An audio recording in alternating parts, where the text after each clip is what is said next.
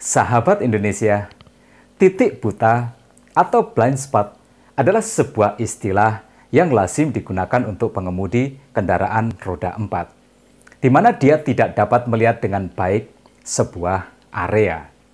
Blind spot adalah suatu kondisi ketika pengemudi tidak dapat melihat sebuah objek yang ada di area tertentu yang ada di dekatnya. Tentu saja ini sangat berbahaya, baik bagi si pengemudi maupun bagi objek yang tidak terlihat oleh si pengemudi.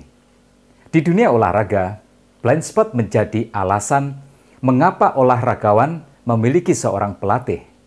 Pegolf hebat seperti Tiger Woods atau petinju legendaris seperti Mike Tyson membutuhkan seorang pelatih bukan karena pelatihnya lebih hebat daripada mereka, tetapi mereka membutuhkan seseorang yang bisa melihat hal-hal yang mereka sendiri tidak bisa lihat.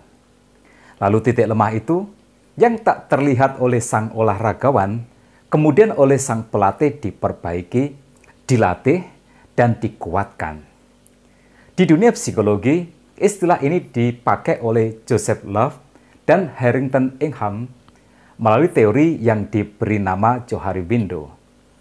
Pada diri setiap orang, ada bagian dari sifat-sifat tertentu yang tidak diketahuinya, tetapi orang lain bisa melihatnya. Bagian sifat-sifat yang tidak diketahuinya atau tidak disadari itulah yang disebut dengan istilah blind spot. Nah, kabar buruknya adalah kita semua memilikinya. Tetapi kabar baiknya, kita bisa memperbaikinya melalui firman Tuhan. Kepada jemaat Laodikia, Tuhan Yesus menyampaikan sebuah teguran yang tak disangka-sangka. Dalam kitab Wahyu pasal 3, ayat 15 sampai dengan 17 dikatakan, "Aku tahu segala pekerjaanmu. Engkau tidak dingin dan tidak panas. Alangkah baiknya jika engkau dingin atau panas. Jadi karena engkau suam-suam kuku dan tidak dingin atau panas, aku akan memuntahkan engkau dari mulutku. Karena engkau berkata, aku kaya, dan aku telah memperkayakan diriku, dan aku tidak kekurangan apa-apa, dan karena engkau tidak tahu bahwa engkau melarat dan malang, miskin, buta, dan telanjang." Laodikia adalah kota yang makmur, kota yang kaya, terkenal dengan industri garmentnya, khususnya wool. Dan dari kota ini juga dikenal produk obat matanya yang berkualitas baik. Pada zaman itu juga, Laodikia menjadi pusat perbankan. Satu-satunya kelemahan dari kota ini adalah air. Mereka tidak memiliki sumber air yang bagus seperti yang dimiliki kota Kolose atau Hierapolis. Kolose memiliki air minum yang sejuk, dingin, dan enak untuk diminum. Hierapolis memiliki mata air panas yang diminum sebagai obat. Tetapi air di Laodikia mengandung banyak kapur, sehingga airnya tidak dingin dan tidak panas. Airnya suam-suam kuku, dan ketika diminum, tentu saja rasanya menjadi tidak enak. Dari gambaran singkat ini kita tahu bahwa kelas sosial ekonomi jemaat Laodikia kaya, berlimpah dengan materi, memiliki segalanya seperti yang mereka akui dalam ayat yang ke-17 tadi, "Aku kaya dan aku telah memperkayakan diriku dan aku tidak kekurangan apa-apa." Sahabat Indonesia, mengalami kemakmuran tentu bukan sesuatu yang salah, sebab Tuhanlah sumber dari segala berkat, yang menganugerahi kita dengan segala yang kita punya. Tetapi pada saat jemaat Laodikia ini merasa kaya, diberkati oleh Tuhan, dan memiliki segalanya, pada saat yang sama Tuhan menganggap mereka melarat dan malang, mereka miskin, mereka buta, dan juga telanjang, seperti yang dikatakan dalam ayat yang ke-17 tadi. Tentu ini adalah sebuah tragedi dari sebuah kemakmuran. Tragedi kemakmuran adalah ketika seseorang mengira bahwa ia telah memiliki segalanya, tetapi Tuhan melihatnya secara berbeda. Kesombongan rohani menjadi blind spot jemaat Laodikia, yang tidak bisa mereka lihat sendiri bahwa itu ada di dalam diri mereka, yang tidak bisa mereka mengerti bahwa itu adalah masalah dan kekurangan mereka. Sahabat Indonesia, kita juga memiliki titik buta yang sama. sesuatu yang buruk dan tak berguna ada di dalam diri kita, tetapi kita tidak menyadarinya. Sesuatu yang menjadi kekurangan kita, tetapi kita tidak mengetahuinya. Sesuatu yang membuat kita tidak dapat erat melekat kepada Tuhan, tetapi kita tidak merasakannya. Blind spot bisa berupa apa saja. Blind spot bisa berupa kesombongan, blind spot bisa berupa rasa puas diri, blind spot bisa berupa amarah atau dendam, rasa kecewa atau akar kepahitan yang kita simpan rapat-rapat dan enggan untuk kita lepaskan. Karena kita merasa kita punya sejuta alasan untuk membiarkannya tetap ada, tersimpan di dalam dada. Blind spot bisa berupa apa saja.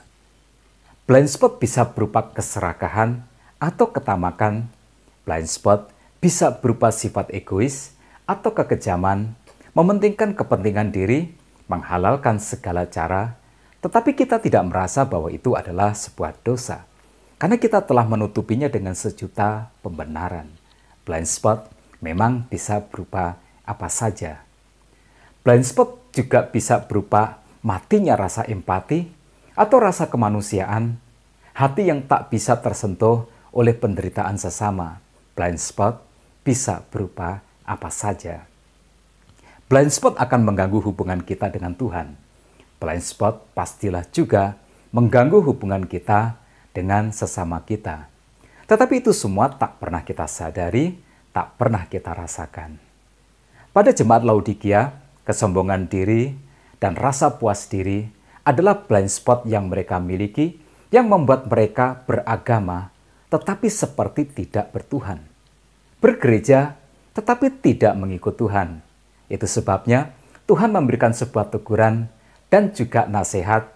Dalam ayat yang ke-18 dikatakan, "Maka aku menasihatkan engkau supaya engkau membeli daripadaku emas yang telah dimurnikan dalam api, agar engkau menjadi kaya, dan juga pakaian putih, supaya engkau memakainya, agar jangan kelihatan ketelanjanganmu yang memalukan, dan lagi minyak untuk melumas matamu, supaya engkau dapat melihat." Emas yang murni, pakaian putih yang menutupi ketelanjangan, dan juga minyak untuk melumasi mata agar dapat melihat adalah analogi yang memanggil kita untuk mari kita memurnikan kembali iman dan kerohanian kita. Jika engkau percaya Tuhan, maka milikilah hubungan dengan Tuhan. Jangan puas hanya dengan punya agama. Jika engkau beribadah, sembahlah Tuhan. Jangan puas hanya dengan liturgi, jangan puas hanya sekedar bergereja. Jika engkau berdoa, carilah Tuhan, bersekutulah dengannya, dengarkanlah suaranya. Jangan hanya sekedar mencari berkat atau juga mujizatnya, sebab sejatinya Tuhanlah sumber dari segalanya.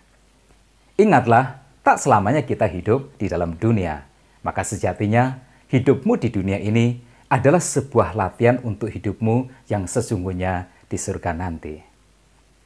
Dari Kota Hujan Bogor, sahabatmu ini mendoakanmu selalu.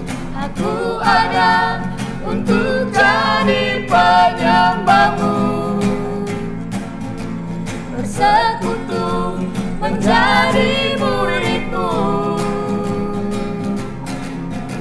melayani Tuhan dan menjadi saksi, bawa jiwa bagi Tuhan, bawa jiwa bagi Tuhan, bawa jiwa Bagi Tuhan